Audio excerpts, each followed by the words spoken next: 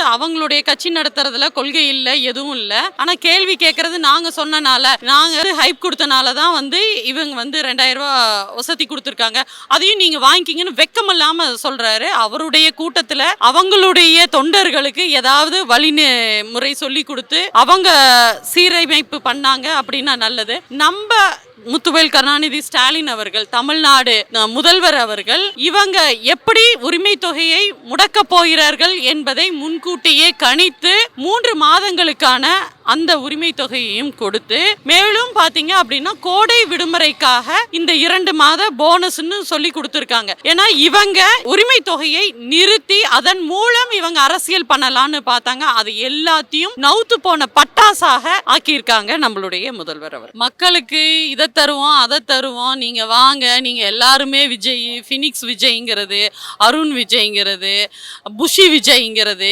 இதுதான் இருக்குமோ தவிர அவருடைய தொண்டர்களுக்கு வெறும் விஜய்ங்கிற இனிஷியலை தருவாரை தவிர சமத்துவம் அப்படிங்கிறது தரமாட்டாங்க.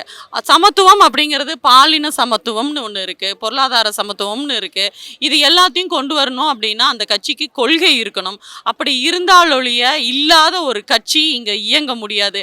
சும்மா கலராக இருக்காரு, அழகாக இருக்காரு அப்படிங்கிறதுக்காக எல்லாம் ஓட்டு போட்டு ஒரு மனிதரை ஜெயிக்க வச்சு நாளைக்கு இந்த தமிழ்நாடு நல்லா இருக்கும் அப்படின்னு நினச்சிங்க அப்படின்னா ரசிகர்கள் வேறு, கொள்கை தொண்டர்கள் வேறு. இங்கே சிந்திக்கக்கூடிய இந்த மக்கள் இனத்திற்கு அவர் என்றுக்குமே வந்து தலைவராகவே வாய்ப்பில்லை. இந்த முறை பார்த்தீங்க அப்படின்னா தமிழ்நாட்டுக்கு அப்படின்னு நிதி ஒதுக்காம தமிழ்நாட்டில் இருக்க காஞ்சிபுரம் சாரி மட்டும் கட்டிட்டு திருக்குறளும் சொல்லாமல் அவங்க வந்து தமிழ்நாட்டை தொடர்ந்து வஞ்சித்துட்டே தான் வந்துக்கிட்டு இருக்காங்க.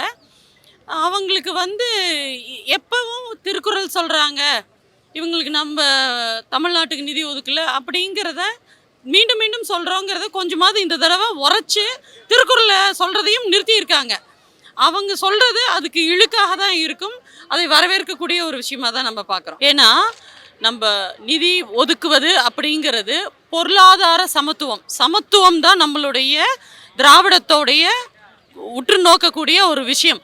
அந்த விஷயத்தில் பார்த்தீங்க அப்படின்னா பொருளாதார சமத்துவம்னு ஏழை எளிய மகளிருக்காக கொண்டு வந்திருக்கிறது தான் மகளிருக்கான திட்டங்கள்லாம். அது விடியல் பேருந்து ஆகட்டும், உரிமை தொகையாகட்டும், மற்றபடி பெண்களுக்கு புதுமை பெண் திட்டம் ஆகட்டும், இது எல்லாம் எப்படின்னா வீட்டில் இருக்க பெண்களை வெளியில் கொண்டு வந்து, எப்படி பெரியார் வந்து பக்கவாதத்தினால் இந்த மண் முடங்கப்பட்டிருக்கு அப்படின்னு சரிசமமாக இருக்கக்கூடிய பெண்ணினமும் ஆணினமும் இயங்காமல் நம்மளுடைய பொருளாதார வளர்ச்சி அடையாது என்பதை பெரியார் சொன்ன அந்த கொள்கைப்படி இன்று முத்துவேல் கருணாநிதி ஸ்டாலின் அவர்கள் அதை எடுத்து வழிநடத்தி கொண்டு இருப்பதனால்தான் இன்று நம்ம வந்து இரட்டை இலக்கு பொருளாதார வளர்ச்சி அடைந்திருக்கு தமிழ்நாடு.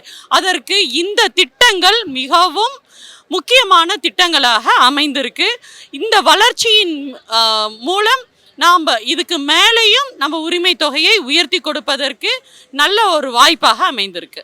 இப்போ உரிமை தொகையில் பார்த்தீங்கன்னா மேலும் 2000 ரூபாய் உயர்த்தப்படுது. இதுக்கு முன்னாடி கோடை காலம் இல்லையா, இப்போ மட்டும் ஏன் வந்திருக்கு அப்படின்னு சொல்லி விஜய் கேட்டுருக்காரு. அவருக்கு கொஞ்சமாவது ஏதாவது சென்ஸ் இருந்தால் அவர் இந்த மாதிரியான கேள்வியெல்லாம் கேட்கலாம். அவர் சொல்கிறது வந்து அவங்களுடைய கட்சி நடத்துறதுல கொள்கை இல்லை, எதுவும் இல்லை. ஆனால் கேள்வி கேட்குறது நாங்கள் சொன்னனால, நாங்கள் வந்து ஹைப் கொடுத்தனால தான் வந்து இவங்க வந்து 2000 ரூபா வசதி கொடுத்துருக்காங்க, அதையும் நீங்கள் வாங்கிக்கிங்கன்னு வெக்கமில்லாமல் சொல்கிறாரு. அவருடைய கூட்டத்தில் அவங்களுடைய தொண்டர்களுக்கு ஏதாவது வழிமுறை சொல்லி கொடுத்து அவங்க சீரமைப்பு பண்ணாங்க அப்படின்னா நல்லது. நம்ம முத்துவேல் கருணாநிதி ஸ்டாலின் அவர்கள், தமிழ்நாடு முதல்வர் அவர்கள், இவங்க எப்படி உரிமை தொகையை முடக்க போகிறார்கள் என்பதை முன்கூட்டியே கணித்து 3 மாதங்களுக்கான அந்த உரிமை தொகையையும் கொடுத்து, மேலும் பார்த்தீங்க அப்படின்னா கோடை விடுமுறைக்காக இந்த 2 மாத போனஸ்ன்னு சொல்லி கொடுத்துருக்காங்க. ஏன்னா இவங்க இந்த உரிமை தொகையை நிறுத்தி அதன் மூலம் இவங்க அரசியல் பண்ணலான்னு பார்த்தாங்க. அது எல்லாத்தையும் நவுத்து போன பட்டாசாக ஆக்கியிருக்காங்க நம்மளுடைய முதல்வர் அவர்கள். திமுக எப்பயுமே வந்து ஆட்சியில் வந்து அவுட் ஆஃப் கண்ட்ரோல் தான், இனி இருக்க போது தமிழகத்தில் இருக்காது அப்படின்னு சொல்லி சொல்லியிருக்காரு.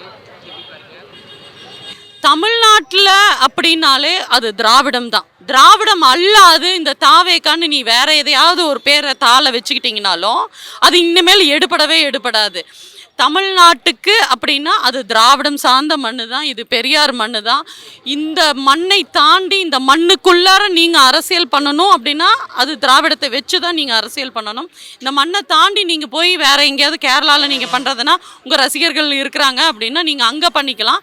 இங்கே ஒருபோதும் உங்களுடைய இந்த பாசாங்கு பாஜா இதெல்லாம் வந்து எடுபடாது. யாரையாவது ஒருத்தரையாவது ஏதாவது ஒரு கொள்கை சொல்லுங்கள். அவங்க அந்த கொள்கை தலைவர்கள்னு இவர் சொல்லி பின்னாடி ஃபோட்டோஸ் வச்சுருக்காங்க இல்லையா, அந்த ஃபோட்டோஸ் வச்சுருக்கிற ஒரு 5 பேர்த்தோடைய பேரை ஒரு தொண்டன் சொல்லிட்டாங்கன்னு வைங்க, நாங்கள்லாம் வந்து கட்சியை விட்டே விலகிக்கும். தனித்து நின்று 1% ஓட்டாச்சு வாங்க முடியுமா அப்படின்னு சொல்லி திமுக கேட்டாரு. ஏங்க இது வந்து இவங்கெல்லாம் வந்து சும்மா சீண்டி விட்டு பார்க்கறது. ஒரு ஆளை வச்சுக்கிட்டு இவங்க அங்கே வரீங்களா இங்கே வரீங்களா அப்படின்னு பேரம் பேசுறது, இதெல்லாம் வந்து ஒரு தனிமரம் என்றைக்குமே தோப்பாகாது.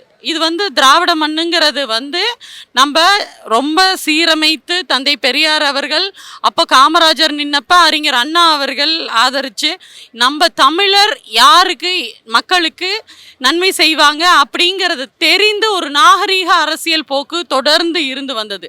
அப்படியான அரசு மக்களுக்கு நன்மை பயக்கக்கூடிய அரசு அமையக்கூடும், அமைய வேண்டும் என்பது தான் நம்மளுடைய சிந்தனையாக இருக்குமே தவிர இவங்க மாதிரி சின்ன பிள்ளைங்க மாதிரி சீண்டி விட்டுக்கிட்டு விளையாடுற விளையாட்டெல்லாம் விளையாடக்கூடிய இடம் இது அல்ல.